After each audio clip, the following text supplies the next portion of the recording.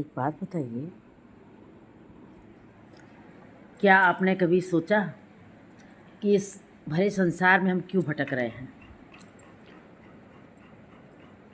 भटक ही तो रहे हैं ना। महलों में हैं, ऐशो आराम की ज़िंदगी जी रहे हैं आराम से पूरा दिन अपने हिसाब किताब से कार्य करते हैं। कोई ऑफिस जाता है, कोई बिजनेस करता है, शाम को आते हैं और आनंद से अपने आराम से परिवार के साथ आनंद विभोर होते हैं। उसके बाद प्रातःकाल रात्रि जो है सोने के बाद प्रातःकाल फिर वही कर्म करते हैं। लेकिन आपने कभी ये सोचा कि आखिर ये क्या है, क्या करते क्यों हैं हम ऐसा? ये क्या है?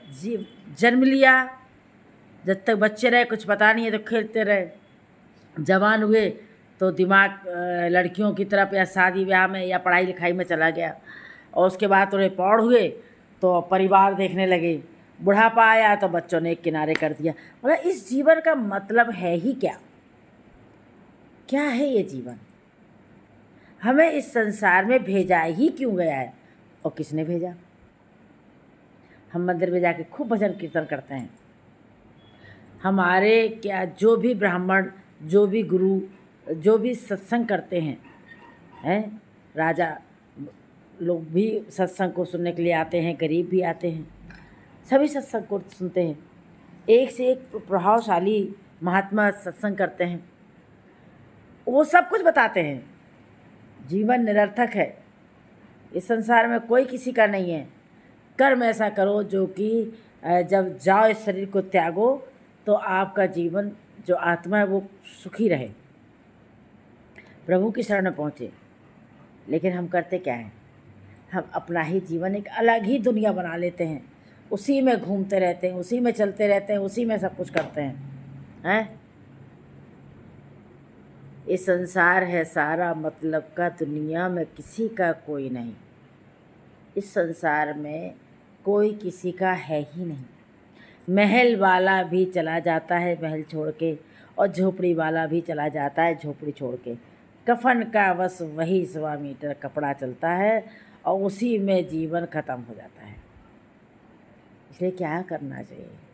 मंदिर जाइए, सब जगह घूमिए, सब तीर्थ कीजिए, सब कुछ कीजिए, लेकिन इस हृदय में ये जो जहाँ वो विराजमान है हमारी आत्मा, आत्मा सो परमात्मा जो यहाँ विराजमान है, उसका ध्यान कीजिए।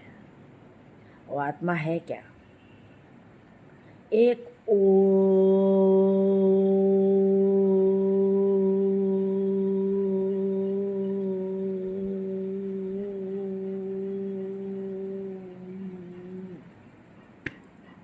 ओम का ध्यान कीजिए,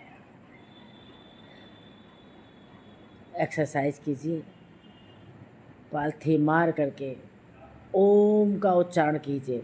ऐसे कीजिए कि धीरे धीरे धीरे धीरे आपका समय आगे बढ़ता जाए। करिए, उसके बाद देखिए कैसा लगता है, बताइएगा ज़रूर कि आपने ओम उच्चारण किया। मन कैसा होता है आपका?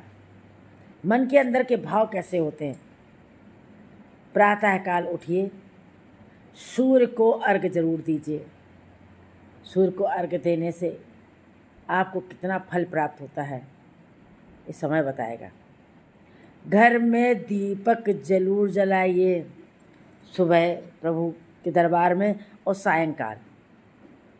बहुत से लोग हैं घर में मंदिर नहीं बनाते, भगवान की पूजा नहीं करते।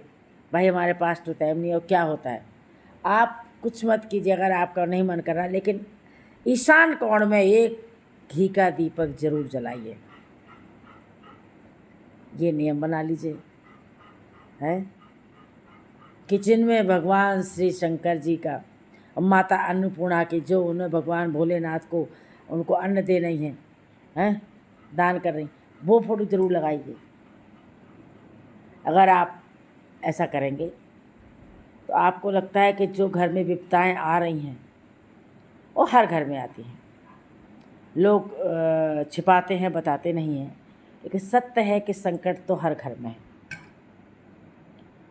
और आप करके देखिए, बजरंग बली को ध्यान करते हुए गुरु के रूप में उनका ध्यान करते हुए आप ओम का उच्चारण कीजिए। फिर देखिए आनंद, आनंद ही आनंद है। जय श्री सीताराम।